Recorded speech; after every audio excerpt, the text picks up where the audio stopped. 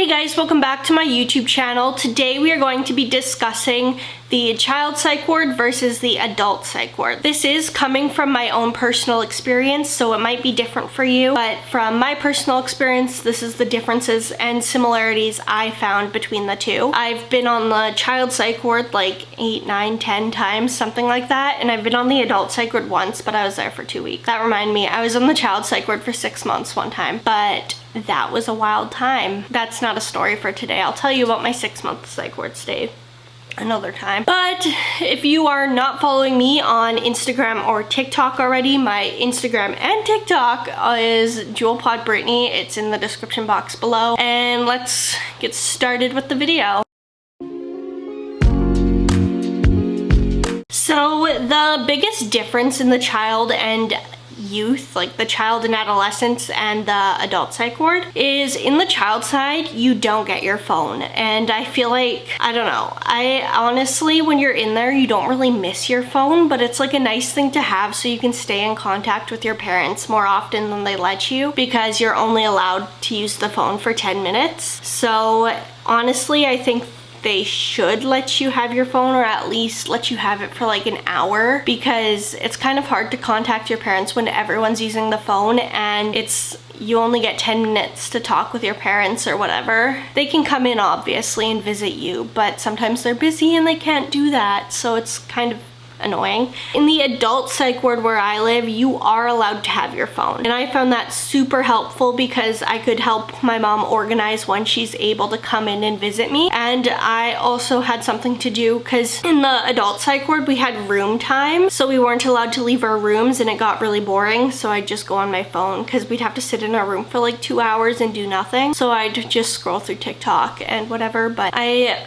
also did some coloring and stuff like that, so it's not like I was glued to my phone. I was focusing on recovery as well. And I feel like the child psych ward, you're more taken out of society. It's like they remove you from society and you have no contact really with the outside world because you don't have your phone. You have select people that can call you or visit you, and you just can't have like people that are not approved to see you or talk to you. So you're really taken out of society. While as in the adult side, in the adult side, you have more control over that kind of stuff. So if you want to talk to someone, you can talk to them.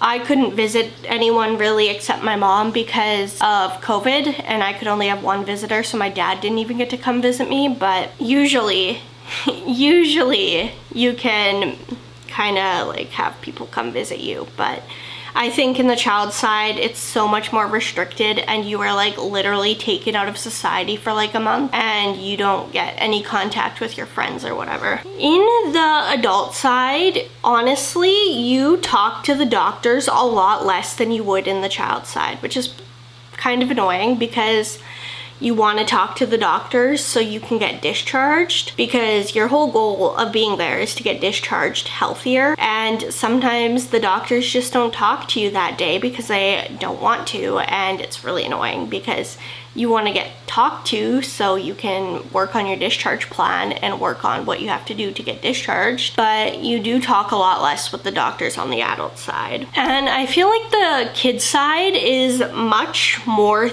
therapy focused. So I feel like the adult side is more of a place to stay while you feel unsafe, and they like just make sure you're okay, and then once you're feeling safe again, they let you go. While as in the child side, they do therapy with you, and you do a lot of groups, and you work on what you need to do to get discharged. So I feel like the adult side's more like a holding place for you rather than a therapeutic place, because we didn't really do anything in the adult side for like therapy wise, but in the child side that was pretty much all we were doing. And with that being said, in the child side we did have a lot more group type activities. Like we'd go, well, I guess on the adult side we went for walks and stuff, but like on the kids side they do like art or things like that. On the adult side you get a lot of alone time, which is kind of shocking to me because on the kids side I was pretty much one-to-one every time I was there. So having gone from like a one-to-one almost all the time that I've been in the psych ward, I had I was allowed to close my door. And I was like I had a roommate, so I was like, we can close the door. We can close the door. And she's like, oh yeah. And I was like, this is great. I've never been able to close my door here. So that was really nice that I could close my door and we got a lot more privacy. And in the child side, it was a lot more supervised, like a lot more supervised. Like I said like so many times, but if you were like to have a shower, someone would either watch you or stand outside of the shower. So in the child side, your family always knows what's going on, which when I was younger, I found that quite annoying because I didn't want them to know what I was going through or anything like that. But on the adult side, you get to choose who gets the information, and you kind of organize it in a way where if you don't want your parents knowing about certain things, they legally can't tell them because you're an adult. But if you're a child, legally they have the right to know what's going on with you because you're still a minor. So if you think about it, it makes sense. But I really liked that I got to control whether my parents knew something or not. And when I was in the child side, it was really annoying. I hated when they would tell my parents everything that was going on. It was so annoying because I just didn't need them to know every detail of my life. But you know, in the child side, you do not get coffee on your tray, which is really annoying because I love coffee and I have for a while. So I love coffee, it's the best. And they don't give you coffee on your tray, so this was pre-COVID, so Tim Hortons and stuff was open in the student area, so I would go to Tim Hortons and get coffee every day, even when I wasn't allowed to leave the unit because I don't know, they just didn't let me leave the unit, so someone else would take my debit card and go get me coffee. In the adult side, you do get coffee, but it's decaf and it's gross. It's like that Sanka stuff they give prisoners, people in prison. They give people in prison the same coffee that they give me in the psych ward. What is up with that? On the adult side, sorry to burst your bubble, but you get awful food. Like you get worse food than the kid side. And if you thought the kid side was bad for food, come to the adult side and you will not complain about the food they're giving you on the kid side. I loved the yogurt parfaits and the pumpkin muffins, and when I got moved to the adult side, they give me squash that doesn't look like squash. It was gross. Don't recommend. As I said before, if you are on the child side, you are highly likely to be put on one-on-one just because you're younger and you're more impulsive, I guess. I don't know. But I know that I was more likely to be on one-on-one if I was in the child side. I don't know if that's true for everyone, but for me, that's what was true. And I never got put on one-on-one in the adult side, probably because I had a roommate and I don't know. But in the child side, a lot of the time I had one-on-one, so that's just my personal experience. On the adult side, they would give us vitals every day, which was weird because in the child side, you just get your vitals every 3 days.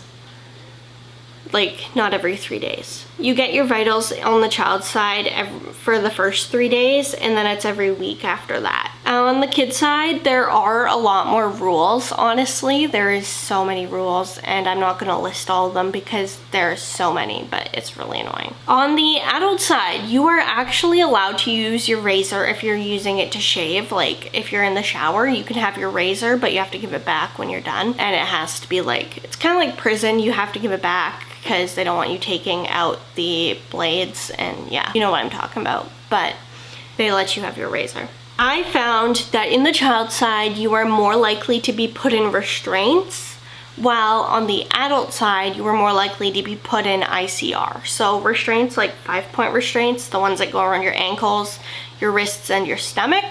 And then the ICR is like the isolation confinement room or whatever, where you are stuck in a room with nothing in it and the walls are white. It's really boring. I've been in there before, but they kicked me out because I got blood all over the walls with my head, but you know. But yeah, and I found that booty juice is equally as common. So if you are freaking out, they're likely to inject you with Ativan and Haldol. But yeah, in the child side, you're more likely to be put in restraints, while on the adult side, you're more likely to be put in ICR. For the similarities, the main goal of both the sides is to get discharged. you go in with the goal to get discharged, but the goal is to be discharged healthily or better than you were when you got there. So even if you're not completely better, they can send you home because you're better than when you were first admitted. So that's the main goal between both of them, is to get you out of there as fast as possible, but you still have to be healthy and not at risk of hurting yourself or others. And their schedule for the day is pretty much the same. It's not really, but at the same time, it's like similar, so I'm not complaining about that. It's just they're different in their own ways, but they're also pretty similar. And I found that they both are more of an intervention than a prevention, which kind of sucks because they don't want to intervene. They don't want to intervene when you're not so-called sick enough, which is really degrading in my opinion. But, you know, it's more of an intervention. It's just more of an intervention than a prevention, which I think is dumb, but whatever. Meds are the same. They give you about the same kind of meds. You know, medication is pretty widely international, worldwide, whatever you want to call it. And both of them, you do a ton of tests and questionnaires. So if you are transitioning to the adult side and you're worried that they'll give you more, they will. They will give you much more.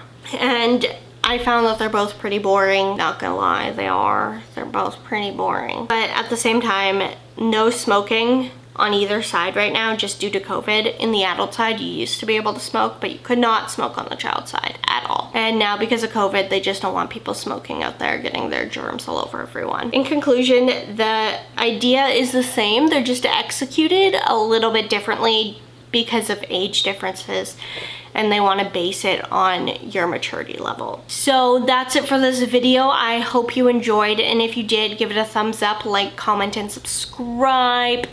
You know, all that jazz. I honestly don't care if you don't do it, right? It's your choice, your subscription feed, whatever. Go follow me on Instagram and TikTok at JewelPodBrittany, and yeah. Bye, guys.